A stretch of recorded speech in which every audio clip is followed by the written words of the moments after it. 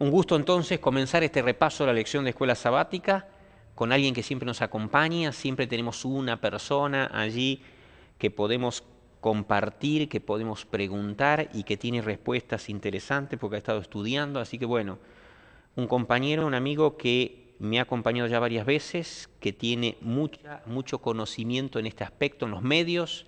Gabriel de Richón, gracias por estar. No, Roberto, un placer, muchas gracias por la invitación y un gusto estar nuevamente compartiendo este espacio con tantos amigos que siguen la transmisión de las lecciones de escuela sabática en este ministerio tan especial que están desarrollando. Ok, Gabriel. Bueno, túnica de colores. Creo que todos fuimos tentados alguna vez a participar de algo, o quizás nos gustó, es llamativo, pero lo usamos. Aquí presenta el autor, dice, en esa familia tan, dice allí, disfuncional y fría, dice en el segundo párrafo, en la última parte, dice, tal vez como símbolo de los errores que cometió Jacob, la famosa túnica de diversos colores revela cómo un error conduce a otro y a otro con consecuencias mucho más allá de nuestro control. ¿Te acuerdas de la historia, de esta historia, cuando éramos niños? Quizás, muchos años atrás, yo más que tú. Sí, El hecho es, te iba a decir, ¿cuántas habla veces, por no? vos. Sí, sí. ¿Cuántas veces antes de dormir hemos escuchado una lección de escuela sabática? Y siempre eso, ¿no? Esa túnica que ya la imaginábamos bella. Hoy quizás pensáramos, no sé, de alguna marca quizás, ¿cierto? Con algún simbolito que denote prestigio, que denote algo que llame la atención, ¿no?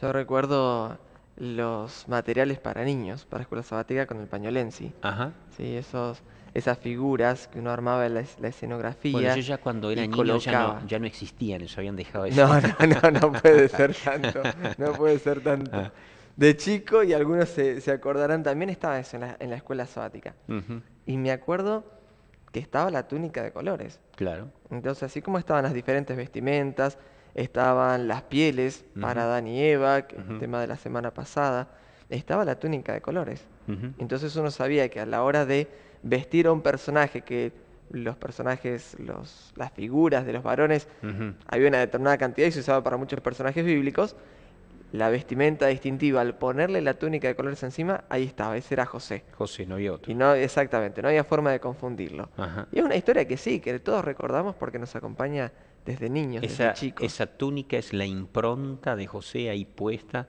No había manera, yo me acuerdo, eran colores llamativos, ¿cierto? Bien flúor, así bien que uno de lejos se daba cuenta. Y bueno, es cierto, ¿no? Solamente esa vestidura iba para José.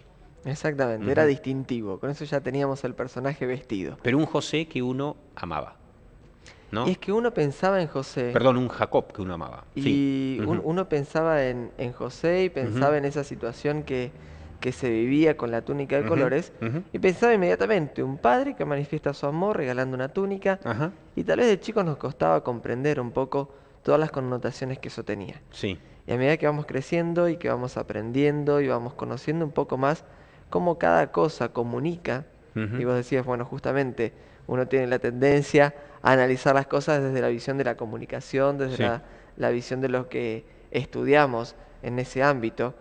Y es muy interesante que uno de los primeros artículos que me tocó estudiar al comenzar la carrera es uno que escribió el famoso italiano Umberto Eco, que él decía el hábito hace al monje, Ujú, en contraposición con el famoso dicho que dice el hábito no hace al monje. ujú. Eh, y justamente él planteaba cómo nuestra vestimenta, cómo lo que utilizamos, comunica, transmite un mensaje, Sí. y muchas veces ese mensaje va mucho más allá de lo que nosotros mismos queremos decir. Ujú, Y justamente Jacob cometió el error de no darse cuenta todas las implicancias y significaciones que la túnica podía tener. ujú. Y entonces, en un acto de amor, para manifestar su cariño a quien era su hijo preferido, regala esta túnica y se desencadenan un montón de situaciones que son las que vamos a ir analizando en Ujú, los minutos que tenemos en el repaso de la lección de ujú. esta semana. En el día domingo, si ustedes me acompañan, segundo párrafo del día domingo, presento un poquito lo que Gabriel estaba mencionando. Dice, por supuesto, lo tenemos allí, segundo párrafo, día domingo. Dice, por supuesto, no necesitamos una lección de física para reconocer la realidad de cómo los actos y las acciones de una persona pueden impactar radical y aún trágicamente en otros e incluso en generaciones más tarde. Hablamos, pasan siglos y siglos y esa túnica es allí símbolo, ¿cierto?, de José y justamente el amor de Jacob mal llevado, digamos, ha sido mal implementado, no dándose cuenta de lo que estaba haciendo, ¿no? Y esa túnica produjo, ¿cierto?, allí un desastre familiar.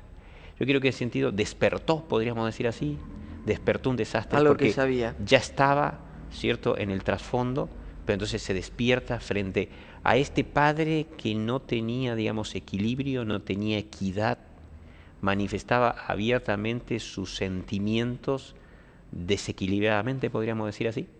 Que creo que el problema comienza mucho antes ya con la relación entre Isaac y Esaú y Rebeca y Jacob. Sí. Cómo se van marcando los favoritismos. Jacob se crió en una familia en la cual había marcado favoritismos. Sí. Y no era una familia numerosa.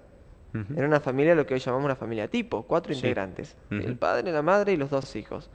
Y es muy interesante que se arman las parejitas. Isaac con preferencia por Esaú, Raquel con preferencia por Jacob. Y ahí están las parejas armadas. Y eso es lo que Jacob mamó en su casa. Sí. Eso es lo que él aprendió de chico. Lamentablemente no aprendió todos los trastornos y conflictos que eso podía generar.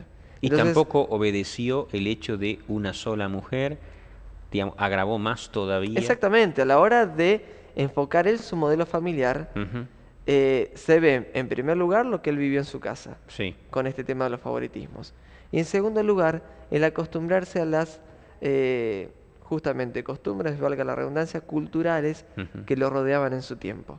Entonces creo que hay 2 lecciones muy, muy importantes para La nosotros. sociedad permeó más que la palabra de Dios, ¿no?, Totalmente. en cuanto a la elección de Creo que los hay fundamentos de su 2 familia. lecciones fundamentales a la hora de formar nuestra familia. En primer lugar, aprender de las cosas que traemos de nuestro hogar. No podemos desconocer que todos traemos una herencia en lo que vivimos en nuestro hogar.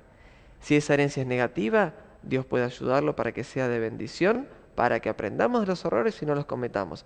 Y si esa herencia es positiva, en buena hora, gracias a Dios por esa familia, y tomar las Repitámosla. cosas positivas para seguir con ese ejemplo. Eso es por un lado. Eso por un lado. Y por el otro lado, tengamos mucho cuidado, porque es momento de buscar, en este tiempo que vivimos, los modelos familiares en la palabra de Dios, en los escritos de Elena de White, que tiene consejos fantásticos para nosotros a la hora de conformar una familia, y no en lo que nosotros vemos en nuestra sociedad y en los modelos culturales que se plantean en nuestro ambiente hoy en día. ¿Por qué?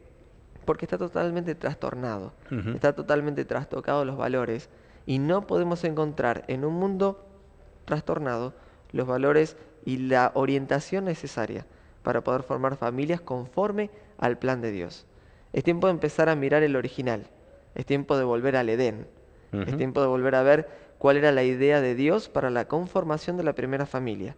Y recordar que si nos estamos dirigiendo hacia el cielo, ese camino es el original, es hacia allí a donde tenemos que apuntar, volver a ver el original. Jacob, en vez de remontarse al original, se remontó a su familia Y a con su los entorno. favoritismos y a su entorno.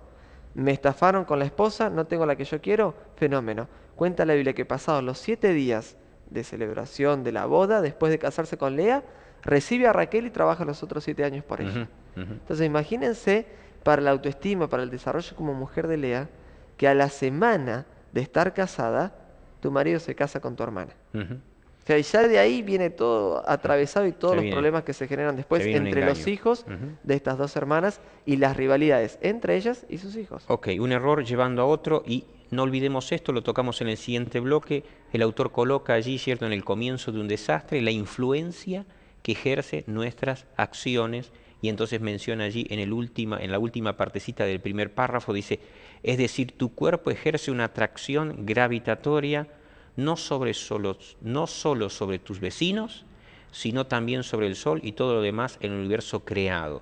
Él está hablando justamente de cómo nosotros, hablando un poquitito del ejemplo de Einstein de la relatividad, cómo nosotros, nuestra influencia afecta a nuestro entorno, así que cómo nosotros nos conducimos, cómo hablamos, cómo pensamos, cómo nos vestimos, cómo actuamos, va a tener una influencia. Por eso allí el autor presenta el cuidado, la responsabilidad que nosotros debemos tener. Esto que no hizo Jacob, tú y yo necesitamos tenerlo para no caer en ese error. Seguimos entonces en el siguiente bloque.